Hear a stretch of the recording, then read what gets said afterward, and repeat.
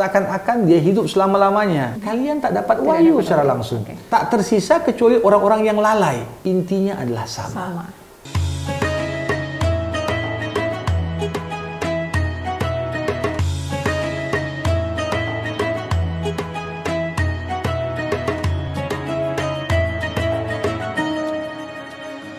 Bismillahirrahmanirrahim. Assalamualaikum warahmatullahi wabarakatuh. Alhamdulillah sahabat Al-Quran, bagaimana kabarnya hari ini? Mudah-mudahan dalam keadaan yang sehat selalu ya.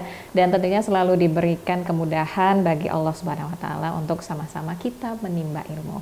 Dan tentunya seperti biasa di menyelami rahasia Al-Quran sudah bersama dengan kita Ustadz Zamang Syarihah Taib di sini. Assalamualaikum warahmatullahi wabarakatuh. Waalaikumsalam warahmatullahi wabarakatuh. Baik, sahabat Al-Quran, kita akan kembali belajar ya di kesempatan kali ini, dan yang akan menjadi pembahasan kita yaitu mengenai surah Al-Anbiya. Dan tentunya Widya ingatkan lagi bahwasannya kita tidak hanya membahas surah-surah tertentu saja, namun kita akan membahas sampai insya Allah ya sampai 114 surah yang terdapat di dalam Al-Quran. Dan khusus untuk hari ini kita akan membahas mengenai surah Al-Anbiya yang artinya adalah nabi-nabi. Nah, karena kalau kita berbicara mengenai kisah nabi ya Ustadz ya, banyak sekali tentunya kisah nabi yang diceritakan di dalam Al-Quran, termasuk ini di surah Al-Anbiya, apalagi khusus namanya nabi-nabi begitu Ustadz. Tapi kita perlu tahu lagi nih Ustadz, sebenarnya mengapa sih diambil nama ataupun diberikan judul surah ini adalah Al-Anbiya Ustaz? Ya. Bismillahirrahmanirrahim. Alhamdulillahirabbil alamin. Wassalatu wassalamu ala asyrafil anbiya'i wal mursalin wa ala alihi wa sahbihi ajma'in. Widya dan seluruh pemirsa yang menyaksikan kita saat ini, tentunya nama surah ini adalah surah Al-Anbiya. Kata Anbiya sendiri merupakan bentuk jamak dari kata nabi. Ya. Jadi dengan kata lain, ini surah yang bercerita tentang banyak nabi. Ya, mungkin kita lihat di dalam Al-Quran itu kan ada banyak sekali surah dinamakan dengan nama nabi. Walaupun terkadang di pembahasan yang ada di dalam surah tersebut tidak hanya bercerita tentang nabi yang dijadikan sebagai judul surah. Ya, misalnya kita cerita mengenai surah Yunus yang lalu. Bagaimana namanya diberikan nama surah Yunus, tapi dalamnya ada cerita tentang Nabi Nuh, Nabi Musa, dan seterusnya. Nah, tetapi secara khusus bisa dikatakan surah Al-Anbiya ini surah yang begitu istimewa karena memang di dalamnya setidaknya Allah Subhanahu wa Ta'ala menyebutkan ada sekitar 12 nabi yang secara khusus dibahas.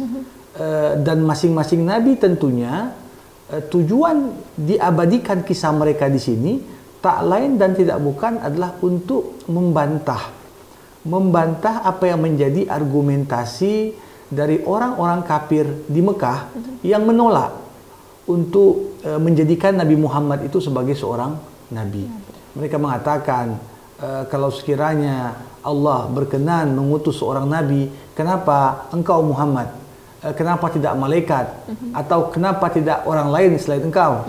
Nah, padahal kalau kita melihat perkataan ini bukanlah hal yang baru sebenarnya, karena hampir semua penolakan yang disampaikan oleh masing-masing kaum yang diutus kepada mereka nabi hampir mengulang argumentasi yang sama. Kenapa harus engkau? Kenapa enggak yang lain? Kan begitu.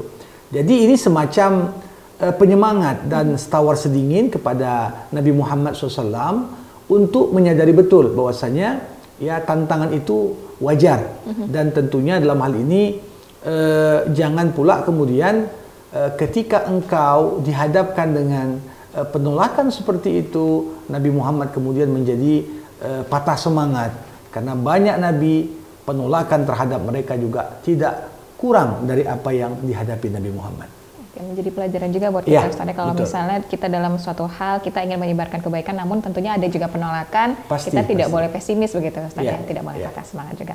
Nah, ini untuk poin-poin yang terkandung ya sahabat Al-Quran di dalam surah Al-Anbiya, sudah beberapa yang dicatat, yaitu kita akan bahas pertama mengenai hari kiamat dan hikmah penciptaan alam semesta. Nah, kalau berbicara hari kiamat Ustadz, ini kan sesuatu yang kadang kita takut ya untuk kemudian nantinya kita berhadapan dengan hari kiamat, namun kita kadang juga tidak pandai untuk mengambil pelajaran dari bagaimana kita mempelajari hari kiamat itu sendiri. Nah, kalau di surah Al-Anbiya cerita mengenai hari kiamat ini seperti apa Ustadz? Iya, Kalau kita melihat dari pembuka surah ini, sudah mengisyaratkan bagaimana pentingnya kita sebagai seorang hamba, walaupun kita menjalani berbagai aktivitas keduniaan, tapi kita tak boleh lupa sedetik pun bahwasanya momen kiamat itu akan datang kapan saja. Ya. Dan tentunya dalam hal ini ketika Allah mengatakan di ayat pertama, iqtaraba lin-nasi hisabuhum wa hum fi ghaflatin mu'ridun. Telah dekat datangnya hari di mana manusia akan diminta pertanggungjawaban, sedangkan kebanyakan manusia itu banyak ya menolaknya dan berpaling dari hari kiamat itu karena penyakit ghaflah, lalai. Jadi ayat pertama ini dan ayat-ayat berikutnya menggambarkan kepada kita kiamat di sini bisa kita artikan dalam dua arti. Arti pertama, kiamat itu adalah kematian. Tiap orang punya ajal yang berbeda-beda. Dan Nabi Muhammad pernah mengatakan, "Idza ja'al ahadukumul maut faqad qamat qiyamatuh." Apabila telah datang maut atau kematian kepada salah seorang di antara kalian, maka sesungguhnya telah datanglah kiamat baginya. Makanya ada kiamat kecil, kiamat besar. Kiamat kecil itu adalah kematian kita masing-masing. Jadi seakan-akan makna pertama ini Allah ingin katakan, ketika manusia sudah terkena namanya penyakit lalai, maka sedikit pun dia tidak lagi diingatkan akan kematian. Seakan-akan dia hidup selama-lamanya. Seakan-akan apa yang dia buat itu tidak akan datang momen di mana dia akan dimintai pertanggungjawaban. Nah, makna kedua, kata kiamat di sini kiamat besar. Ya. Allah mengatakan di sini iqtaraba. Iqtaraba artinya dekat. Telah dekat waktu kiamat. Walaupun dekatnya ini kan sangat relatif. Turun ayat ini 1400 tahun yang lalu sudah dikatakan dekat. Tapi 1400 tahun kemudian toh kita masih merasa kok belum datang juga, kan begitu. Jadi memang dekatnya itu sangat relatif. Tetapi tentunya kalau para sahabat Nabi saja, di mana mereka hidup bersama dengan Rasulullah, ketika mendengar ayat-ayat tentang dekatnya kiamat itu, beberapa sahabat tak bisa tidur malam membayangkan itu. Tentunya kalau dari sisi masa lebih dekat kita dengan kiamat tentunya daripada para sahabat. Nah, hanya saja disinilah kecenderungan manusia modern justru ingin menghindar dari mengingat mati. Kita misalnya ada pengumuman di masjid atau ada berita duka di koran atau apa, kita mencoba untuk menghindar karena bisa dikatakan mengingat mati itu merusak suasana hati seseorang. Ketika dia sedang senang diingatkan dengan kematian justru merusak suasana hatinya. Ya, maka dari itu sebenarnya dalam Islam sendiri mengingat mati itu adalah sebuah kewajiban.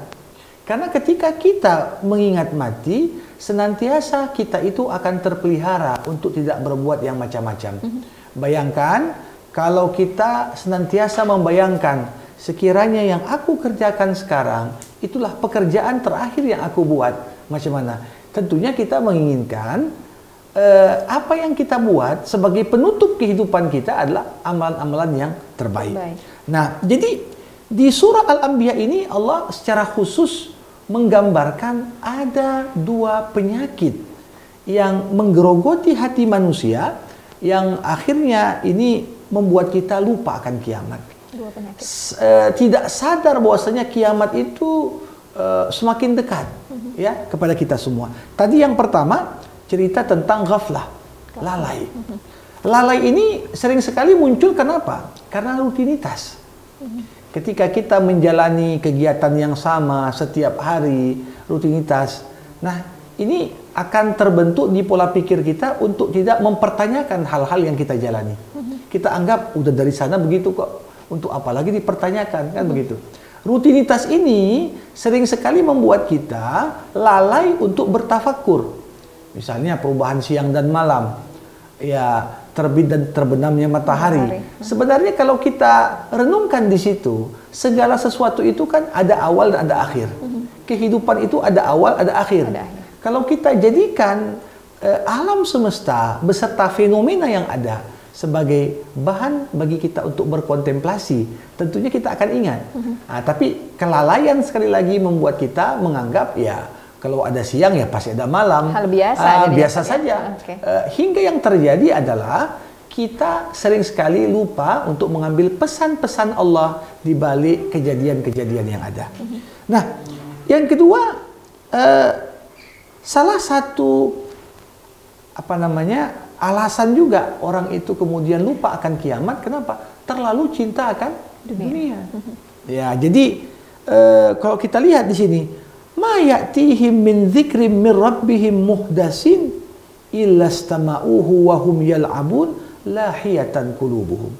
Tidak ada datang peringatan datangnya dari Allah kecuali mereka dengar, tapi mereka mempermainkan peringatan itu. Kenapa? Hati mereka terlalu dipenuhi akan cinta akan dunia. Ya, jadi tentunya seperti beberapa surah sebelumnya, kita cerita tentang surah Al-Kahfi misalnya yang lalu, bagaimana si kaya yang punya kebun merasa kebunnya nggak mungkin akan hilang, harta 7 turunan yang dia siapkan untuk generasi penerus nggak mungkin akan lenyap. Begitulah kadang-kadang terlalu cinta dunia ini membuat kita bahkan menganggap, membayangkan hilangnya apa yang kita kumpulkan itu sebagai sebuah mimpi buruk, karena kita merasa ya kecintaan terhadap dunia betul-betul membutakan mata kita dari melihat yang sebenarnya. Jadi ini saya kira 2 pesan yang paling penting di awal surah Al-Anbiya. Dan tentunya kalau kita kaitkan dengan judul surah Al-Anbiya, di sini Allah Subhanahu wa taala mengingatkan, wa ma arsalna qablaka illa rijalan nuhi ilaihim. Kami tidaklah utus kepada sebelummu Muhammad kecuali para pria seperti engkau yang kami berikan wahyu. Ini adalah ungkapan sebagai bantahan Allah kepada orang-orang kafir Quraisy. Karena orang-orang kafir Quraisy mengatakan, kalau sekiranya mau diutus nabi, kenapa nggak malaikat saja? Kenapa manusia yang jadi nabi? Bukankah Muhammad makan seperti kami makan? Bukankah Muhammad itu pergi ke pasar seperti kami pergi ke pasar? Ya, apa yang istimewa dari Muhammad? Mereka tidak sadar bahwasanya kalau sekiranya Allah utuslah malaikat sebagai nabi, maka sebenarnya fungsi nabi itu juga nggak nampak. Karena nabi itu bukan hanya berfungsi untuk menyampaikan kabar gembira dan peringatan kepada umat manusia, tapi yang lebih penting dari itu semua, fungsi utama seorang nabi adalah sebagai teladan.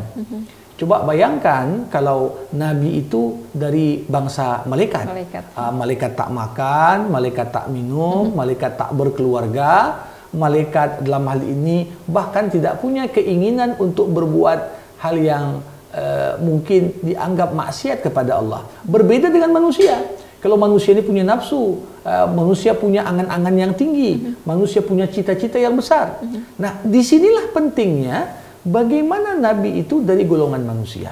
Seakan-akan Allah ingin katakan, wahai manusia, gak mustahil bagi kalian untuk dapat mengontrol nafsu kalian. Toh itu para nabi manusia juga, sama seperti kalian, mereka punya nafsu yang sama. Yang membedakan hanya para nabi dapat wahyu secara langsung, kalian tak dapat wahyu secara langsung. Tetapi melalui perantaraan nabi, kalian disampaikan wahyu itu.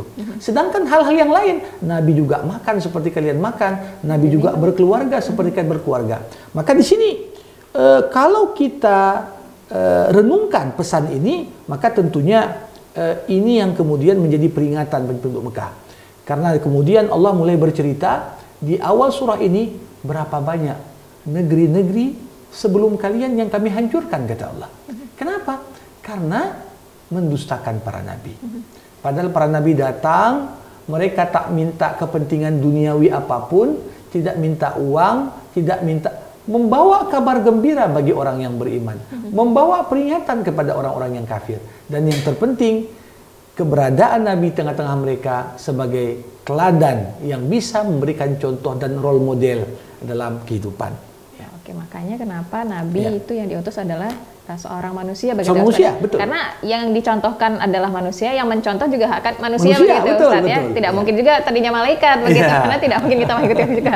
Oke, Iya. kita lanjut ke poin berikutnya, yaitu adalah mengenai peran Nabi dalam menyampaikan risalah kebenaran. Kalau Widya lihat ya Ustadz, ya kisah Nabi di sini ada banyak begitu Ustadz. Betul. Dan sebenarnya kalau kita lihat juga ini kisah Ibrahim, kisah Musa, kemudian Yunus, ini juga tadi Ustadz disebutkan sudah ada juga di surah-surah yang lain. Ya. Namun sebenarnya yang diceritakan juga Ustadz di surah Al-Anbiya ini mungkinkah ada kisah baru, kisah yang lain juga begitu Ustadz? Ya, seperti yang saya sebutkan tadi, memang kita harus yakin tidak ada pengulangan dalam Al-Quran. Ini pembahasan di kalangan para ulama, ada nggak sesuatu yang berulang-ulang? Pada umumnya pengulangan itu kan membuat bosan. Ya. Kalau kita bicara kembali ulang-ulang yang sama, tentu mungkin sekali dua kali orang mau dengar. Tapi kalau sudah ketiga kali orang sudah mulai bosan. Ya. Kisah di dalam Al-Quran, walaupun dibelah per segmen dan tersebar di berbagai surah, namun yakinlah, kalaupun ada yang terkesan seperti membahas materi yang sama, tetapi Al-Quran selalu memaparkan dari perspektif dan sudut pandang yang beragam. Sehingga setiap kali kita sampai pada kisah baru, walaupun tentang Nabi yang sama, segmen perjalanan hidup yang sama, tetapi masing-masing kisah punya peran untuk melengkapi puzzle, sehingga kita bisa mengambil hikmah dari peristiwa tersebut untuk kita sesuaikan dengan kondisi yang kita hadapi saat ini. Nah, saya melihat di sini yang paling menarik adalah bagaimana di surah Al-Anbiya Allah menyebutkan kisah-kisah Nabi ini tidak secara berurutan. Ya, misalnya kita lihat dari serangkaian kisah Nabi dan Rasul justru diawali dengan kisah Musa dan Harun. Ya, padahal kalau kita lihat di surah ini juga ada Nabi Nuh alaihissalam yang secara zaman tentunya Nuh lebih dulu daripada Musa. Tetapi kenapa? Nah, disinilah kalau kita mau renungkan, seakan-akan di masing-masing kisah para nabi dan rasul ini memang fokus pada segmen yang mendukung inti pesan. Bahwasanya apa? Allah ingin katakan di surah ini, walaupun Rasul dan Nabi itu berbeda dan banyak, namun inti dari pesan yang mereka bawa, risalah dan misi yang mereka usung, intinya adalah sama. Jadi mulai dari Nuh, kemudian Ibrahim, dan seterusnya sampai dengan Musa dan Isa, hakikatnya mereka juga membawa risalah tauhid. Bagaimana mengajak manusia mengesahkan Allah. Walaupun masing-masing Nabi itu kan memaparkan misinya kepada para umatnya itu dengan syariat yang berbeda-beda, tapi intinya sama. Ini yang ingin disampaikan. Maka kalau kita lihat mulai dari ayat ke Allah Subhanahu Wa Taala bercerita tentang Musa, bagaimana dengan Harun di sini menghadapi seorang diktator besar, ya Firaun dengan segala kekuasaannya, tetapi bagaimana di surah ini ingin digambarkan tidak ada kegentaran sedikit pun bagi Musa dan Harun untuk menyampaikan dakwah yang benar. Ini juga hampir sama dengan Ibrahim, ya, yang dikisahkan kemudian. Mulai dari ayat 51 dikatakan Ibrahim itu dari mulai muda sudah berani melawan mainstream, arus utama. Ibarat satu negeri semuanya menyembah patung, tiba-tiba cuma Ibrahim sendiri yang berani melawan arus. Dan tentunya kalau kita lihat realitas saat ini, penyakit kebanyakan manusia itu untuk sekedar membela yang benar, dia melihat dulu kalau sekiranya arusnya nggak mendukung, ya sudahlah, dia pun tidak mau. Orang lebih suka kemudian mencari aman dengan mengikuti arus. Tetapi untuk menyampaikan yang benar sekalipun, tapi kalau dia rasa ada ancaman yang besar, maka pada umumnya orang tidak mau. Tidak berani. Ini yang Allah ingin gambarkan. Muhammad ketika berdakwah di Mekah, ini nggak jauh beda dengan Musa yang menghadapi diktator Firaun. Berbeda dengan Ibrahim. Sampai Ibrahim muda berani mengatakan, ya, wa idh qala li abi wa qaumi ma hadhihi at-tamathil allati antum laha aqifun. Ya. Berkata Ibrahim kepada ayahnya, kepada kaumnya di depan khalayak banyak, apa ini patung-patung yang kalian sembah selain Allah? Ya, apakah patung ini bisa bawa rezeki, ataukah patung ini bisa menolak bala? Bahkan patung ini tak bisa membela dirinya sendiri. Ketika dihancurkan, patung tak bisa melawan. Ini menunjukkan bahwasanya tidak ada manfaat dari menyembah patung-patung ini. Tapi lihat jawaban kaumnya. Apa jawaban kaum mereka? Mereka mengatakan, wajadna aba'ana laha abidin. Jangan banyak cerita Ibrahim. Dari nenek moyang kami, mereka udah sembah ini. Kami lahir, kami temukan nenek moyang kami, nyembah mereka. Apakah kau lebih pandai daripada nenek moyang kami? Ini yang terjadi. Sering sekali ketika kita menyampaikan, dan ini juga tak jarang, orang menyampaikan dakwah Islam. Kadang-kadang di daerah yang masih sangat kuat, adat-adat yang kadang-kadang tidak sejalan dengan nilai Islam. Kita sampaikan, walaupun mereka itu mengaji, walaupun mereka itu ikut pengajian, tapi sering sekali mereka lebih berpegang kepada adat dibandingkan dengan nilai-nilai ajaran yang ada dalam agama. Kalau dikatakan, kenapa kalian begini? Kami udah nemukan nenek moyang kami seperti ini dari dulu. Jadi ini yang perlu untuk kita lihat. Belum lagi kalau kita lihat,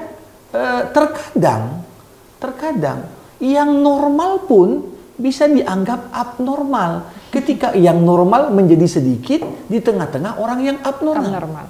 Dan ini yang Allah singgung juga ketika menyinggung tentang kisah Nabi Lut alaihissalam. Tentunya kalau lelaki cenderung pada wanita, wanita cenderung pada pria, ini normal. Fitrah. Sesuai bagaimana Allah kehendaki dari kita. Namun yang terjadi apa? Ketika Lut alaihissalam dalam hal ini mengingatkan kaumnya, apakah kalian mendatangi sesama pria, kemudian kalian tinggalkan yang Allah ciptakan untuk kalian para wanita? Ya, apa kemudian respon? Ya, justru kalau kita melihat di sini bagaimana Lut digambarkan di sini, mereka itu menganggap Lut sebagai orang yang sok suci. Ya, inna naraka minal mutatahhirin. Kami melihat kau orang sok suci, Lut. Lihat semuanya sudah buat begini kok. Yang kami buat ini normal. Lihat, kebenaran itu apabila tidak didukung oleh banyak orang, ya kemudian akan dianggap sesuatu yang asing.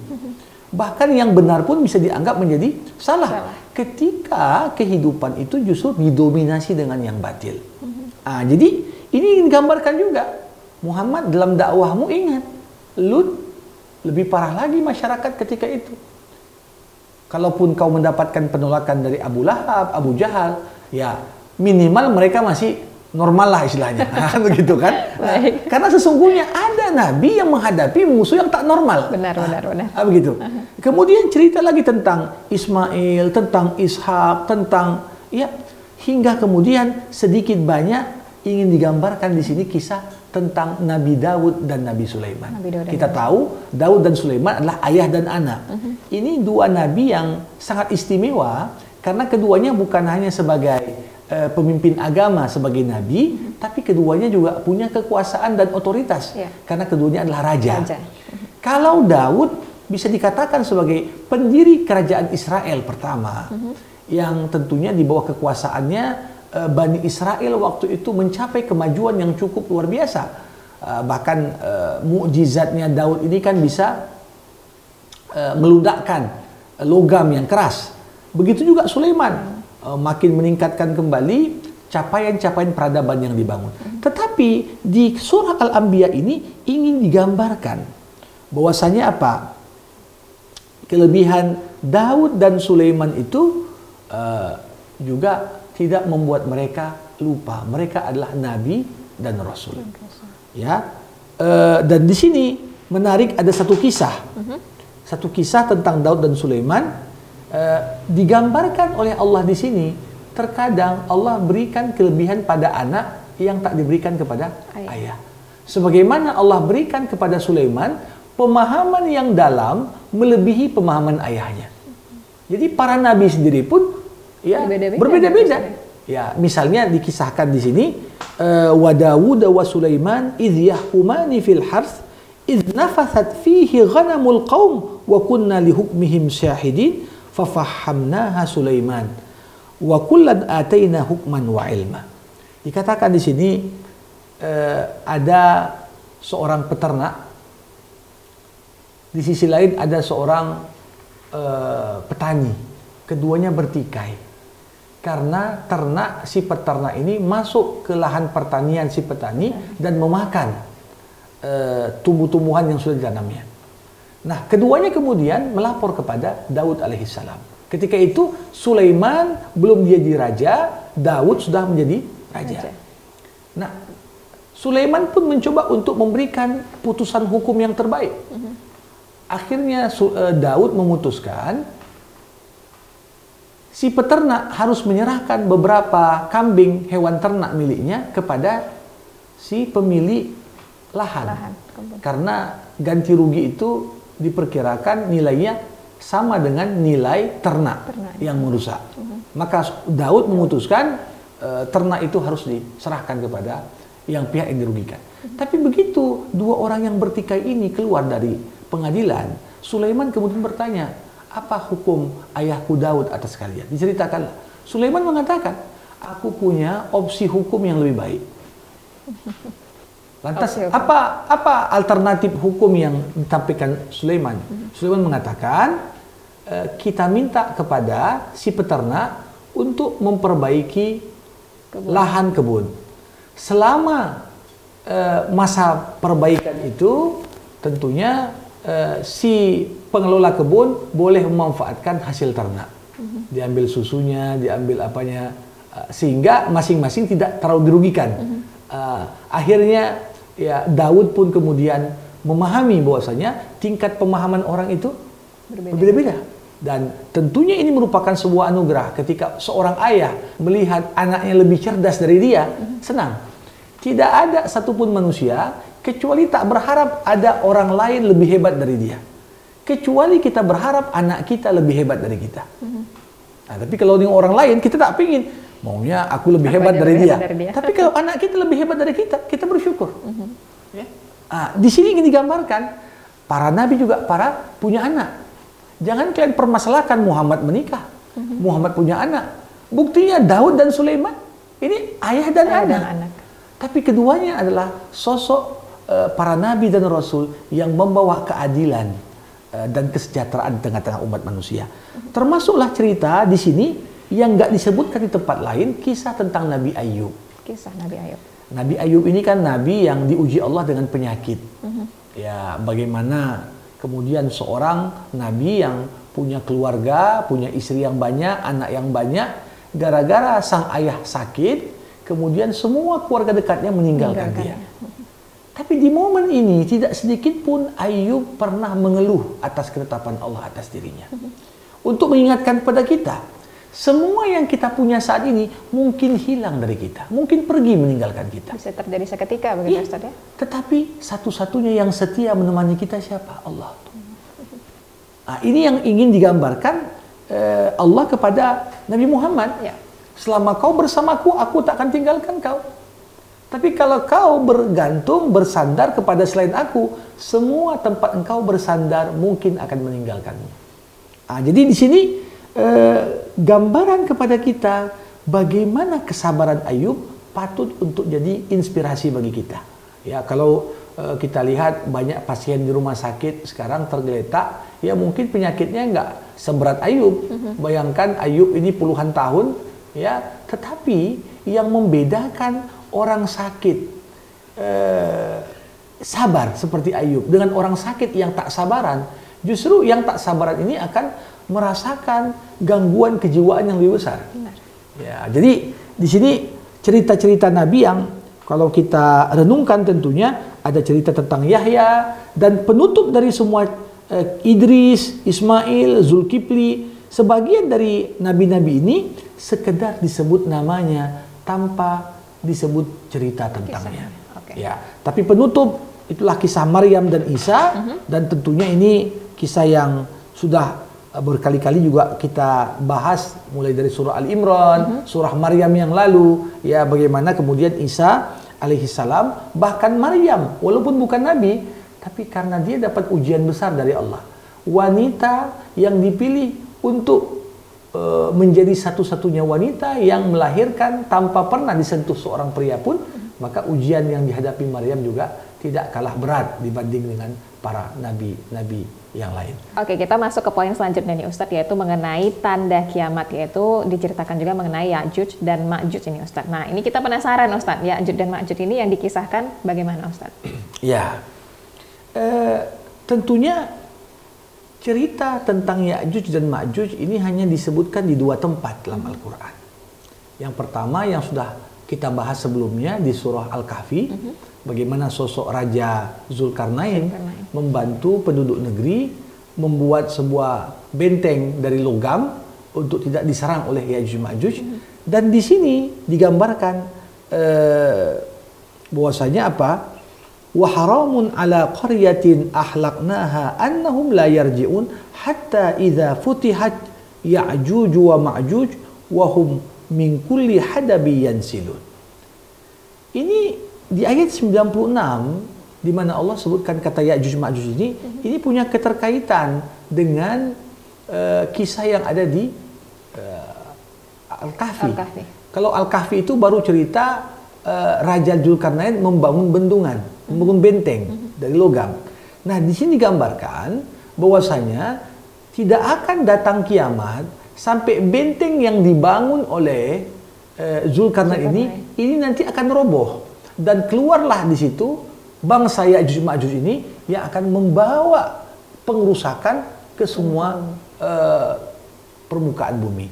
Jadi makanya begitu selesai cerita tentang Ya'juj Ma'juj, Allah mengatakan waqtarabal wa'dul haq. Sudah semakin dekat janji yang benar tentang datangnya kiamat. Fa idza hiya sakhisah absarul ladina kafaru ya wailana qad kunna fi ghaflatin min hadza bal kunna zalimin. Ketika tanda kiamat itu sudah datang dan satu persatu berganti dari satu tanda ke tanda yang lain menandakan kiamat datang, di saat itulah tampak di wajah orang-orang yang kafir semuanya menyesali sambil mengatakan ya wailana, wahai Tuhan, qad kunna fi ghaflatin min hadza, kami lupa dulu akan ada kiamat ini. Jadi tentunya datangnya kiamat itu di momen tidak tersisa di muka bumi kecuali orang-orang jahat. Tak tersisa kecuali orang-orang yang lalai. Jadi betul-betul mereka itu lalai akan datangnya kiamat. Nah, inilah yang digambarkan di penutup surah ini untuk menggambarkan kepada kita bahwasanya ya bagaimana sekarang ini kalau tanda-tanda kecil kiamat sudah mungkin tak terhitung lagi berapa yang sudah terbukti. Ya, kebanyakan dianggap ramalan Nabi Muhammad betul-betul terjadi, ya.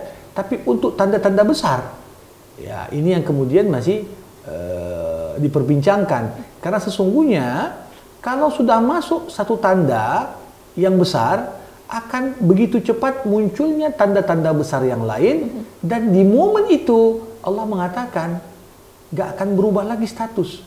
Yang kafir akan tetap kafir, yang mukmin akan tetap mukmin. Yang lalai masih bisa bertaubat, Ustaz. Nah, itulah dia. Di momen seperti itu hampir tidak lagi orang yang kemudian baru menentukan pilihan, ya. Karena seakan-akan munculnya tanda kiamat besar yang pertama, terbitnya matahari dari sebelah barat. Ini mengejutkan setiap orang dan tidak bertambah orang yang beriman, sebagaimana orang yang lalai akan tetap dalam kelalaiannya bersama dengan orang-orang yang kafir. Oke, ya, insya Allah. Nah, ini kalau berbicara mengenai kisah-kisah membuat kita ini ya Ustadz ya, rasanya nggak bosan-bosan begitu, karena memancing rasa penasaran kita begitu Ustadz. Tapi mudah-mudahan apa yang sudah kita rangkum di sini ya teman-teman bisa kita ambil pelajarannya, apalagi mengenai kisah-kisah ini, menambah ilmu kita juga tentunya. Seperti biasa, Widi ajak sahabat Al-Quran untuk tidak lupa like, komen, dan subscribe YouTube channel kita. Insya Allah kita tidak bosan-bosan untuk mengajak teman-teman sama-sama belajar di sini. Wabillahi taufiq wal hidayah. Wassalamualaikum warahmatullahi wabarakatuh.